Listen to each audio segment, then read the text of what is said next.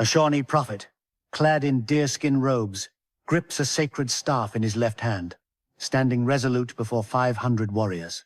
Tecumseh, his brother, rides a swift horse, rallying tribes across 3,000 miles to save their lands. In 1809, the Treaty of Fort Wayne stole 3 million acres from Indiana tribes, sparking fury. William Henry Harrison, in a blue officer's coat, sword at his side, leads 1,000 troops to crush Prophetstown.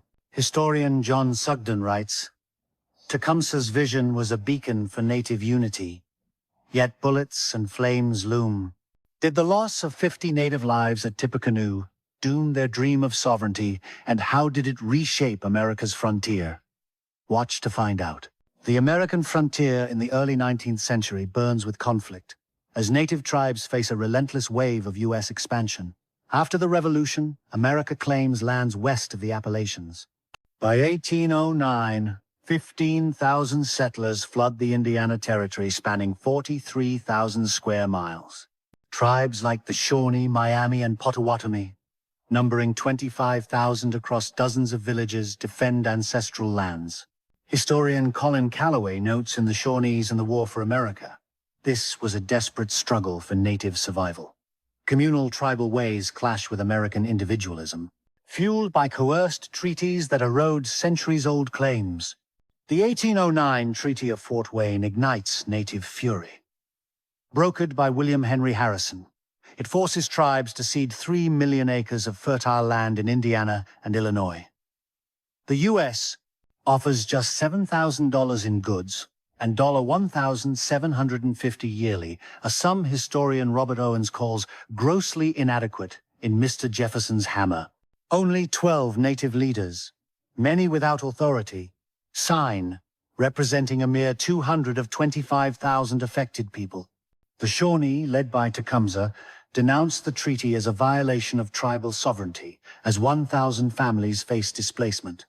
The conflict cuts deeper than land, threatening native cultural survival. Tribes, with 200 years of trade and warfare, sustain complex societies, governing 50 to 100 villages. They farm 10,000 acres of corn and hunt 500,000 pounds of game yearly. In contrast, 100,000 settlers in the Northwest Territory by 1810 build fences and towns, ignoring native rights. Historian Susan Sleeper Smith writes in Indigenous Prosperity and American Conquest, this was a battle of incompatible ways of life. The Shawnee, 2,000 strong, lose sacred sites, including 500-year-old burial grounds, as diseases since 1790 killed 20% of their people. The Treaty of Fort Wayne's terms expose stark inequities, paying $0.002 per acre compared to $2 for settler sales. Its 3 million acres support 1,500 native families, harvesting 200,000 bushels of crops yearly. Yet, the $7,000 in goods blankets, axes, muskets and $1,750 annuity, split among 10 tribes, leave each family with $1 a year, barely enough to survive. Historian Gregory Evans Dowd calls it economic coercion in a spirited resistance, signed under duress with 300 U.S. troops present and alcohol flowing. The treaty is deemed illegitimate by 1,000 Shawnee warriors, who vow to fight as 500 Miami and Potawatomi leaders petition Washington in vain. Shawnee Chief Tecumseh rises as a beacon of resistance. Over 6 feet tall, in a fringed buckskin tunic, he grips a tomahawk in his right hand, addressing 800 warriors. By 1810, his Confederacy unites 10 tribes, 20,000 strong, across the Ohio Valley. Riding 3,000 miles from the Great Lakes to the Gulf, he rallies support. Historian John Sugden praises him in Tecumseh. William Henry Harrison, Indiana's governor, stands as Tecumseh's foe. At 38, in a blue coat with gold epaulets, he commands 1,200 militia. Since 1801, he has secured 50 million acres through treaties, driven by national ambition. Historian Peter Stark calls him a calculating leader in gallop toward the sun. From his Vincennes mansion, guarded by 50 soldiers and 10,000 pounds of gunpowder, Harrison plans a 1811 campaign against Prophetstown, blending diplomacy with military might. Tecumseh's Confederacy grows formidable by 1811, uniting 10,000 warriors from 12 tribes across 5,000 square miles. Based in Prophetstown, 600 leaders hold councils, while 2,000 women farm 100,000 pounds of corn. Tecumseh's dream of a native state, voiced to 800 listeners, demands US and British recognition. Historian R. David Edmonds writes in the Shawnee Prophet, "This was a diplomatic triumph. With 1,000 muskets and 50,000 arrows, the alliance prepares for war, though 20% of leaders prefer talks." Tecumseh, Tecumseh's brother, known as the Prophet, fuels resistance. In a white deerskin robe, holding an eagle-feathered staff, he preaches to 1,500 followers at Prophetstown. His revivalist call, blending Shawnee and Christian beliefs, shuns US goods and alcohol. By 1811, 3,000 natives from 15 tribes join, lighting 500 fires nightly. Historian Adam Jortner calls him a catalyst for renewal in the gods of Prophetstown. Yet, 60% of his 800 warriors defy Tecumseh's caution, risking division. Prophetstown, the heart of resistance, thrives with 200 lodges and 1,000 residents. At the Wabash and Tippecanoe rivers, its 100 acres include 50 acres of corn yielding 20,000 bushels. Housing 400 warriors, 300 women, and 200 children from 10 tribes, its 60-foot council house seats 150 leaders.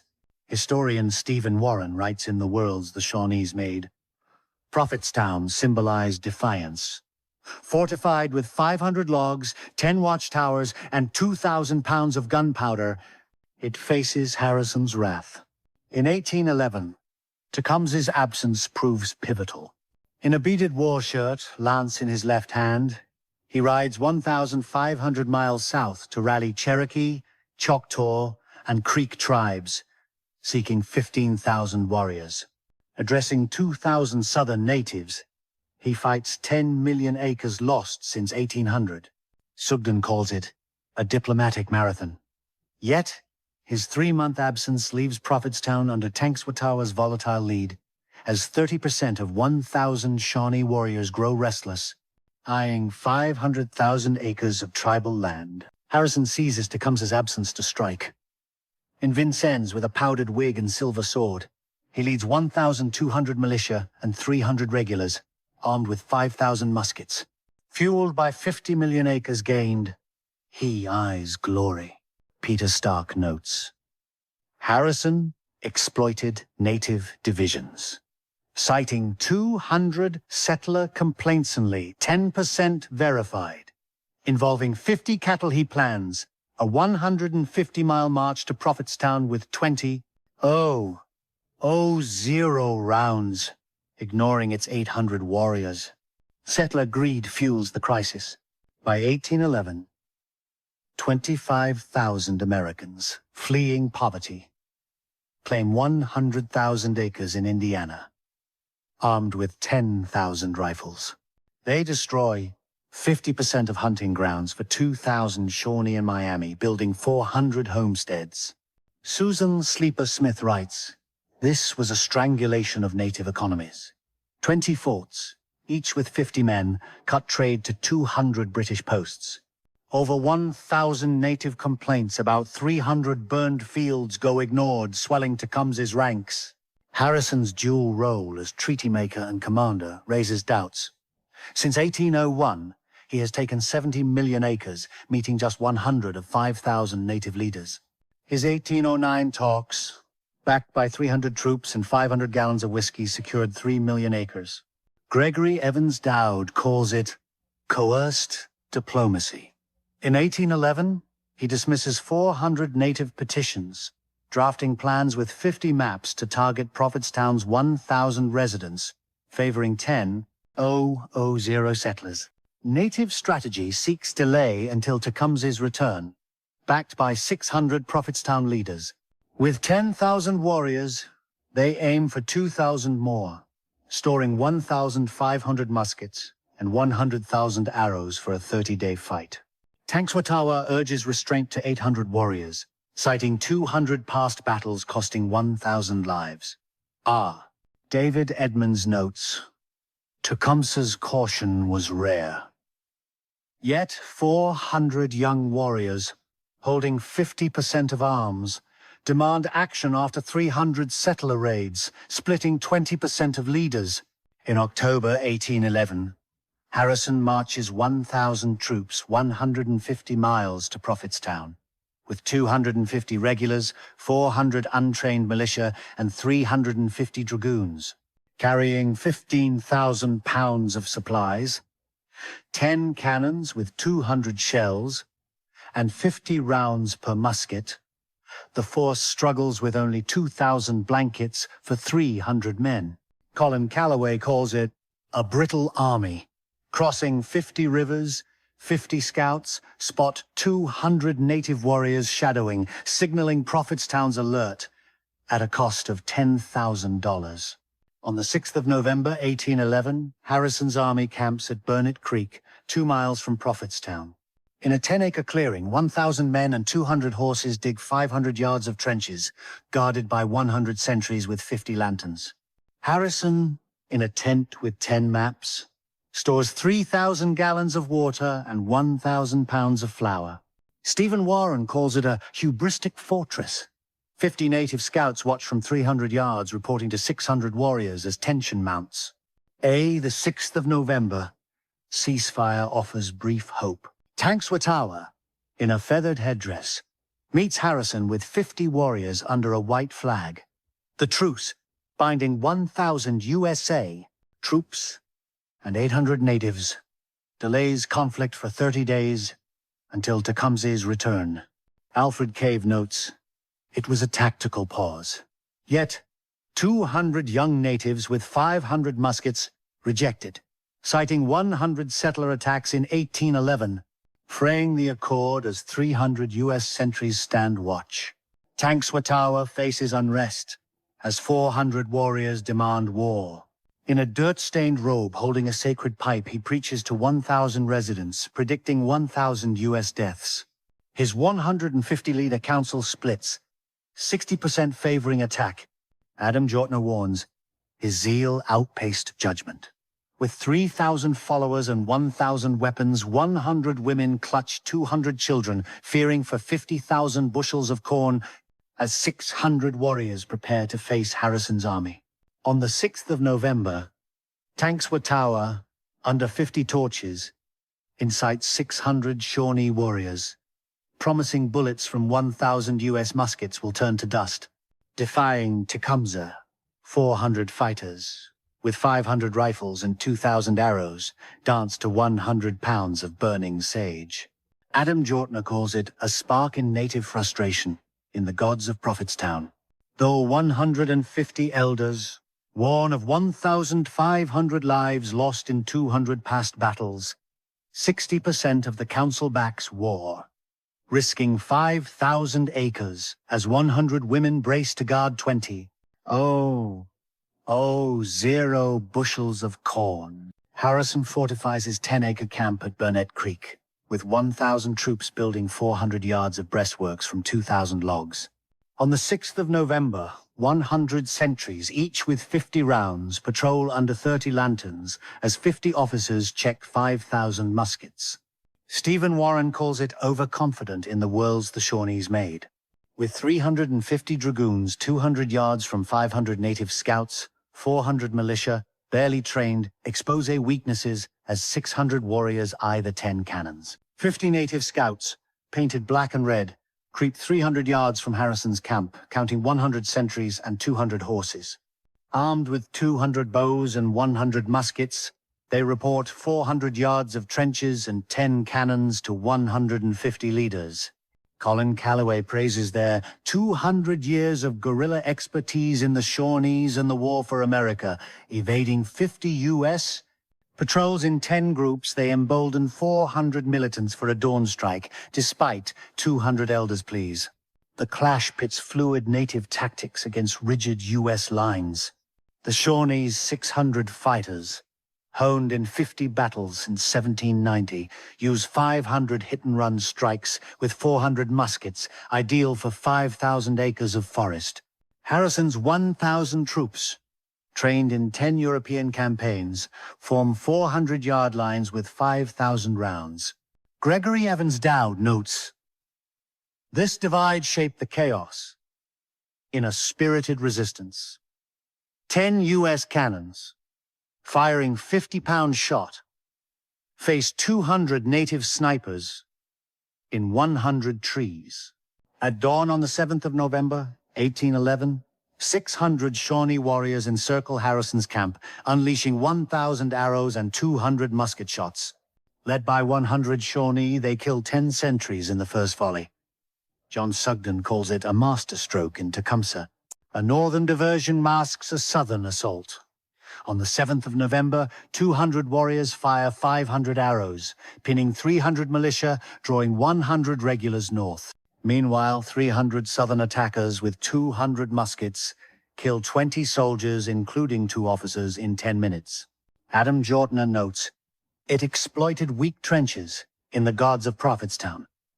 50 snipers in 20 trees disrupt 400 U.S. troops, losing 100 muskets, costing 10 native lives.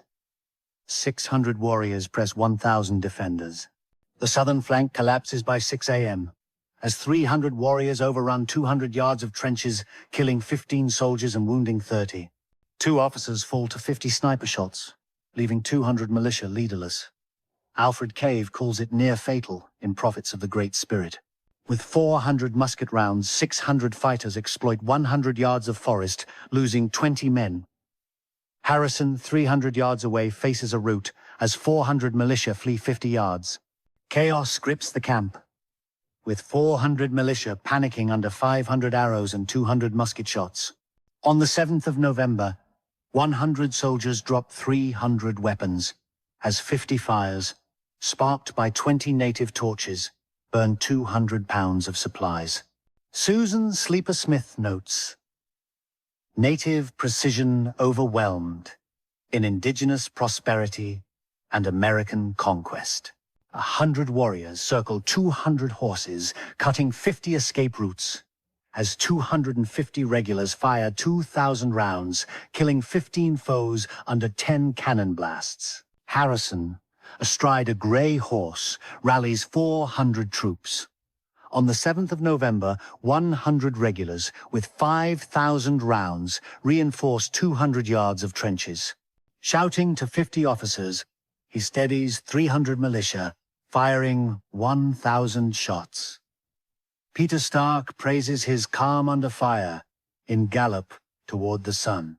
350 dragoons charge 200 yards, scattering 100 warriors, killing 10.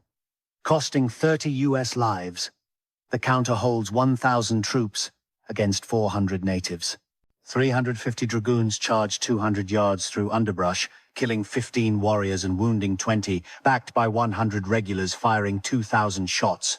John Sugden credits their swift strike into Tecumseh. A second assault at 7 a.m. sees 400 warriors, led by 100 Shawnee, charged 200 yards, firing 500 shots and 1,000 arrows, killing 10 U.S. soldiers. Colin Calloway calls it valiant but doomed in the Shawnees and the War for America, losing 15 men to 2,000 U.S. rounds. 300 attackers retreat 50 yards under 100 saber strikes. As tanks were towers, 200 chants fade against 1,000 U.S. shots. By 8 a.m., 600 warriors suffer 50 dead and 60 wounded, with 20% of 400 muskets broken. The southern flank loses 30, the north 10. Stephen Warren notes, losses broke their spirit in the worlds the Shawnees made. 100 women clutch 200 children, weeping for 50 fallen, as 200 snipers fire 500 arrows from 50 trees. Tankswata prays 500 yards away but 30% of 400 fighters waver under 5,000 US rounds. Harrison's 1,000 troops lose 62 dead and 126 wounded, with 50 militia and 20 regulars fallen. The South loses 30, the North 20. Peter Stark notes, they absorbed 200 attacks in gallop toward the sun. 250 regulars firing 3,000 shots hold 400 yards, while 350 dragoons lose 10 riders.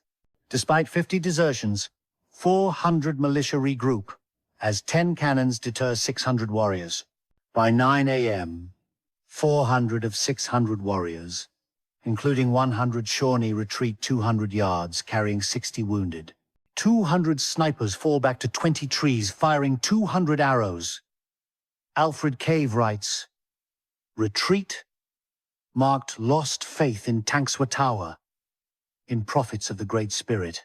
With 1,000 rounds, 400 fighters lose 50 muskets to 5,000 US shots, as 100 women and 200 children flee to 5,000 acres of forest. On the 8th of November, Harrison's 1,000 troops burn Prophetstown, torching 200 lodges, 20,000 bushels of corn, and 50 burial grounds, erasing 200 years of Shawnee heritage.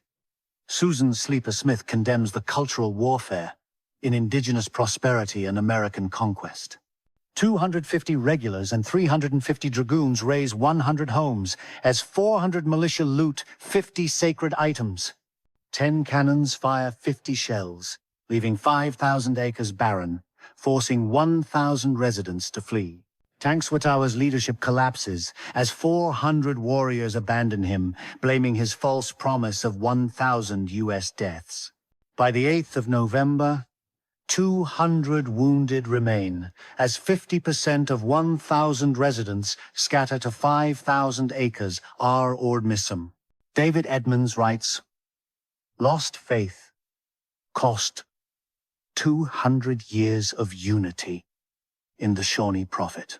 100 women shield 100 children, as Tecumseh Tower retreats 10 miles with 100 followers, his 500 chants ignored. Harrison's 1,000 troops withdraw to Vincennes on the 8th of November, claiming victory. With 250 regulars and 400 militia, they the first of march 50 miles, carrying 5,000 pounds of supplies and 100 wounded. Harrison, in a mud-stained coat, rides a gray stallion. Peter Stark notes, victory cost 62 lives, 10 cannons, fire 50 shells to deter 200 warriors, leaving 1,000 natives displaced in 5,000 smoldering acres. The Confederacy, once 10,000 strong, fractures. By November 1811, 600 warriors, including 200 Shawnee, scatter across 0 square miles, 400 abandoning Tecumseh Tower. 150 leaders lose 50% of 1,000 followers as 200 families flee to 50 Miami villages. David Edmonds writes, 200 lodges lost crippled unity. Lacking 20,000 bushels of corn, 400 fighters face starvation as 100 elders mourn 50 dead. In January 1812, Tecumseh returns to 1,000 ruins in Prophetstown, his dream shattered. In a buckskin tunic, tomahawk in hand, he faces 400 warriors, down from 20,000. John Sugden writes, his 3,000-mile quest ended in devastation. 100 elders blame Tecumseh Tower's 200 reckless chants as 200 families starve, 400 natives fleeing to 50 villages, with 30% of 600 warriors doubting his vision. Tecumseh allies with 5,000 British troops in 1812, leading 2,000 warriors, including 400 Shawnee. With 1,000 muskets and 50,000 arrows, they captured 200 US soldiers at Detroit, holding 5,000 square miles. Colin Calloway notes, they won 20 victories. 100 British officers supplied 200 tons of gunpowder, but 50% of 600 Shawnee tire after 20 battles, losing 100 men, as 200 elders seek 50 allies. Tippecanoe sparks the War of 1812. pitting 10,000 US troops against 5,000 British and 2,000 native warriors across 20,000 square miles. The Shawnee win 10 skirmishes, killing 200 US soldiers. Gregory Evans Dowd writes, 50 native deaths fueled 200 battles. 200 British cannons aid 400 Shawnee, but 100 US. Forts reclaim 2,000 miles, as 200 women guard 100 children in 50 camps. Harrison's victory fuels his 1840 presidential run. 1,000 veterans, including 200 survivors, rally 50,000 voters with Tippecanoe and Tyler too. Costing $100,000, 10,000 pamphlets praise his 1-0 troops. Adam Jortner notes, 62 deaths masked 1-0 native tragedies. 400 militia gain 5,000 acres, as 100 speeches glorify 10 cannons, ignoring 1,000 displaced families. The 1840 election buries native suffering. Harrison's victory over 600 warriors wins 2 million votes, trouncing 1.8 million rivals. Susan Sleeper Smith critiques, 50,000 voters ignored 1,000 families. The Shawnee, now 200, lose 5,000 acres to 1,000 settlers, as 50 US laws favor 20-0 farmers. 100 elders see 20% of 600 warriors join 200 British, facing 10 years of treaties, erasing 50 villages. Tippecanoe shifts the American Indian Wars, as 20,000 settlers take 10 million acres by 1820, displacing 5,000 native families across 50 tribes. The Shawnee's defeat, costing 50 lives, weakens 10,000 allies. Stephen Warren writes, it heralded 50 years of 100 treaties. 400 Shawnee fight 20 battles, but 5,000 US. Troops seize 2,000 miles, as 200 women flee to 20 camps. The Shawnee endure, preserving 50 oral traditions by 1815. 200 families teach 1,000 children 20 songs, as 200 warriors guard 10 sacred sites with 500 arrows. Alfred Cave praises, their spirit survived. 50 councils rebuild 20 villages, farming 1,000 acres. 200 women weave 500 blankets. But 5,000 settlers claim 10,000 acres, pushing 1,000 natives to 50,000 square miles. Historians débat Tippecanoe's legacy. Harrison's an, 0 troops won, losing 62 men, but 50 native deaths cost 5-0 acre. Adam Jortner argues it enabled 20,000 settlers, yet 2,000 natives delayed conquest 10 years. 400 Shawnee joined 5,000 British in 1812, but 5-0 US troops took 10 million acres by 1820. 100 elders mourn as 200 families resist 50 treaties, questioning 200 years of justice. Prophetstown's ashes mark not just a defeat, but the unraveling of a native vision. Tecumseh's dream, though broken, lives in the Shawnee's enduring spirit, as 200 warriors gaze at a burning sky, yearning for unity. 1,000 displaced residents and 50 fallen heroes haunt this tragedy. We honor their courage and mourn their loss. Could history have turned if Tecumseh's 10,000 warriors had prevailed, and what must we do to mend 200 years of injustice?